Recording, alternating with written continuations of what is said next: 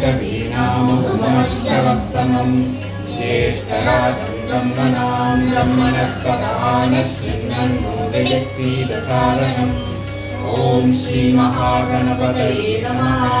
प्रणो देवी सरस्वती वाजेभिर्वादिनीवती लीनामविद्यवतु। ॐ श्रीमहासरस्वत्यै नमः।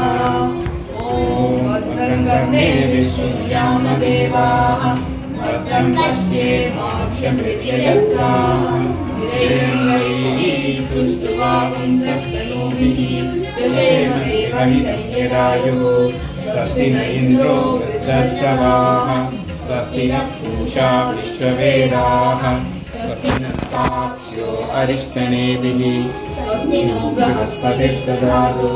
ॐ शान्ति शान्ति शान्तिः। ॐ नमस्ते गणपतये त्वमेव प्रत्यक्षं तत्त्वमसि त्वमेव केवलं कर्तासि त्वमेव केवलं भर्तासि त्वमेव केवलं हर्तासि त्वमेव सर्वं कल्पितं ब्रह्मासि त्वं साक्षादात्मासि नित्यं हितं वच्मि सत्यं वच्मि अवक्तं माम् अवक्तारम् अवश्रोतारम् अवदातारम् अवदातारम् अवानुजानमवशिष्यम् अवपश्चात्तात् अवपुरस्तात् अवोत्तरात् अवदक्षिणात् अवचोदात् अवादरात् सर्वतो मां पाहि पाहि समन्तात् तन्मान्मयस्तं चिन्मयः तमानन्दमयस्तं ब्रह्ममयः तं सच्चिदानन्दात् द्वितीयोऽसि